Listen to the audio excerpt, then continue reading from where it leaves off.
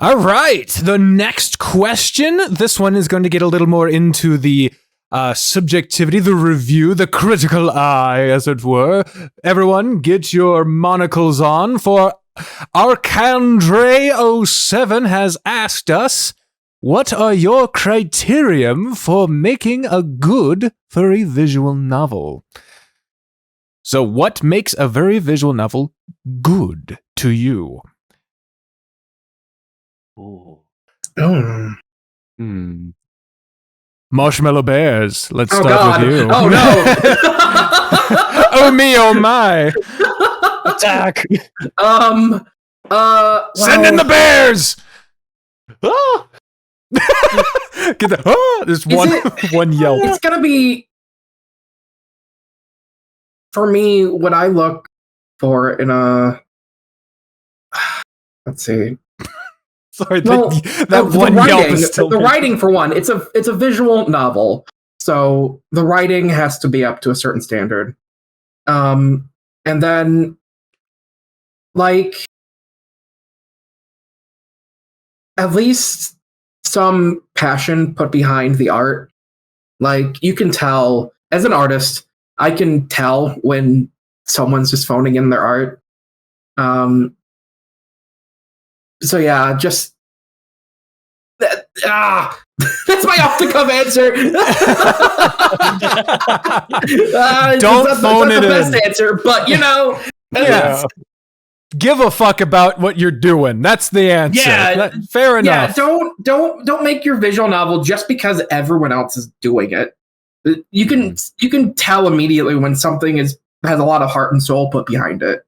Yeah, that this is a story they want to tell versus they're just phoning it in for some views and internet fame.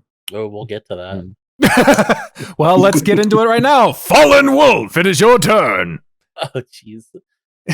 So for me, partly I'm alongside Marshmallow. I think a big thing is writing, but I will add something to that. So, like, I prefer good writing. It doesn't have to be great. I understand everybody starts somewhere. But I think the biggest thing is believable. I think believability is the biggest thing. Like, because some people don't have writing chops like other people. Sometimes, some people are more detailed than other people. Like, let me give a quick example. Like, Minotaur Hotel. That is a very, very, very, very, very descriptive VN, and obviously not everybody can do that, and that's okay. But there are other VNs that I've played that still I enjoy, close to Minotaur Hotel's level. But I think that's a big thing, and I also think I think another big thing, and this goes for, like, to me, video game development and a lot of media creation in general. Let your audience know what they're stepping into. I think that is a really big thing. I think, like, if you have, let's say, if you have a visual novel that for, like, the first half continues to have let's say a very comical very comical themes, a lot of jokes going left and right, and then out of nowhere you have I can't think of an example right now, but like a very, like, serious theme come up, and I mean, I'm not a very, like, serious moment happens. I know this has happened with me at least one VN. It kind of just throws you off, and sometimes, their shock value is not a bad thing, but I think you have to prepare your audience. I think that's a really big thing, because I think sometimes it can be a little too much. Because I've had at least one VN I can think off the top of my head where I've played. I was like, oh, I really enjoy this. It's like kind of casual slice of life VN, and then a random scene happens, and I'm like, oh, that just happened. I wasn't expecting that at all. Completely different than what's been happening. Yeah, I feel that. But yeah, I mean, there's nothing wrong with that. I just think prepare your audience, though. Like, don't just out of nowhere. I think because the reason I say that is because some people are a little more susceptible to things like that, and some people are very sensitive to certain things. At the very least, give a warning. I feel like VN should give warnings for certain things, like, hey, listen, the following scene. I think at least if you do that, that's fine. But some VNs don't do that, and, like, I know for me, like, I have some things that are really touchy, and then I'm like, oh, I wasn't expecting that. Now I feel sad. Yeah. Mm-hmm. Yeah. For me, what makes a good visual novel, for a good furry visual novel, or just a visual novel in general, for me, I love a sense of the world, and you can have a fill in the gap main character or a defined main character. Valid choice either way. You can have many branching paths or no choices at all. Valid choice either way. What to me makes a good reader experience is the idea that what you're reading in front of you isn't the only thing going on. Because if that's all that's happening, then nothing else that happens anywhere matters.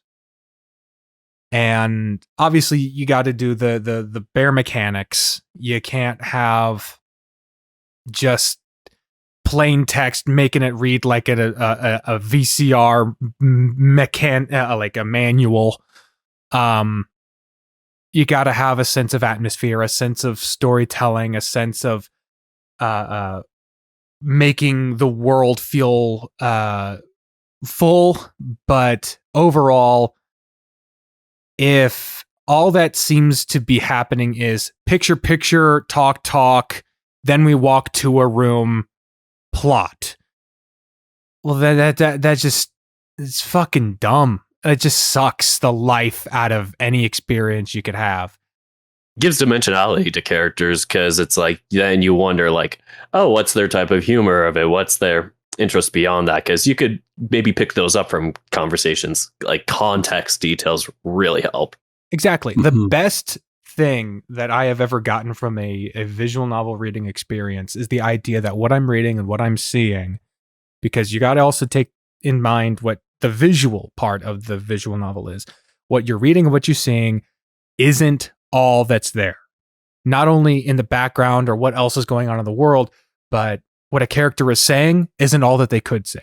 What a character is interacting with another character isn't all that could be happening. Maybe they're holding something back, or maybe there's stuff left unsaid. Maybe there's stuff that could have happened but didn't. There's always something else that could have happened or could be happening. Stuff that is left undone or unsaid that is leading further down the road. A motivation to keep reading. Because if everything is just point for point, done for done, then there is no motivation to keep pulling on the plot threads. And that's just boring. And you could have the best, most enthralling fucking plot twist in the world, but if you don't care about what characters are doing it or the art portraying it, then it's just an interesting idea. That's all for me. It's very, very well described. Yeah, definitely. Blaidd Llwyd. Okay, for me, it's a very good story and good characters. So I want to keep reading, I want to find out what's happening. I care about characters. That's what really gets me in. I don't have to like all the characters in there. I can quite happy to have people I really can't stand in there. Kato. But that's good because we have a whole range of people in there. And the worst thing, as far as I am concerned with characters, is I don't care.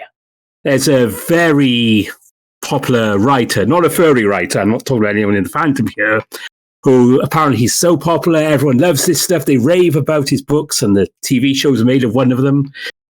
And I've tried to read 2 things of his. I've not completed any of them. Oof. I tried twice on one. I either don't care about his characters or I absolutely loathe them. And that's just not good. So I need to at least care about some characters. I want to get to know them. And there has to be a good story with them. Just something to keep me going. And is this person going to be okay? For Archers, for example, I think we're all caring about most of the characters in there. Because we hope they're okay. And that kind of thing doesn't have to be that dramatic. It's a slice of life where, I like these people. I don't see. Hope they're doing well. I want to find out what's going on next. Where are we going in the story? Just something to make me care about what's going on and keep me reading. That's pretty much what I always need. Yeah. I abridge my answer and say, yeah, characters. Characters are important or in a visual novel. Yeah. Like, yeah. The fuel for the engine. Yeah. Yeah. Now Oh, man. for the author of Ocean Avenue. Sorry, I feel like I keep saying your fucking visual novel's name wrong. I like Ocean's Avenues. I'm doing a Barnes and Nobles over here. I Barnes mean, I and like Noble. the sound of it. Ocean's Avenue. It's like some sort of prequel, sequel, whatever. Alternate universe, Like but Aliens Ocean. is Yes. for the That's a visual sequel. novel author in the room. Dirk the Red Panda. How do you make it good? The part-time visual novel Arthur here. Arthur. So Arthur. Oh yeah. Oh my gosh, my brain's just melting. Professional writer Arthur Dirk. I are to write good. Brain do. All right, so back on the track. What I would say, in addition to that, with characters having a good directive plot that is going somewhere, having kind of a path for it, I think all of you just really did a great job, like describing that. So I feel like if I add to that too, it's like I'd be like kind of beating a dead horse. But where I would probably want to take this question is more in the technical aspect of it, because in addition to the writing for it, I also do like the coding for the game, some of the GUI graphics interface, that stuff. And what I would say is a important thing is having a sort of accessibility with the game. Like, I know some games where they have like time decisions or specific choices where it's like, if you don't get it right, you mess it up, and it's like things go wrong. And with my novel, I was like, hey, there should be a thing that like you could toggle on and off for that, because if you want to do it, it's fun. But for people who are just reading it or just not gonna be somebody that has like the reflexes, it really is unfair to them. And Thank you. I would say, yeah, and I still see some novels that haven't done it yet, but it could be a good like thing to at least have spread. But another thing in addition to that would be how there are triggers, like Fallen had mentioned. Like, it would be very helpful, I think, with like scenes like that, where it's like if they can give trigger warnings beforehand, and so you can have the choice to skip or whatnot. I feel like I'm getting really into the technical rather than what makes a novel itself good, but those are some of the like side details I would mention. But if I had to actually say what makes a novel good to me and really catches my interest, is mainly having a good plot, a good sense of character development, dynamics, being able to kind of imagine who they are outside of the main story of like, oh, imagine if I did write a fan fiction somewhere else about them. Like, I could piece together what they are and not have to like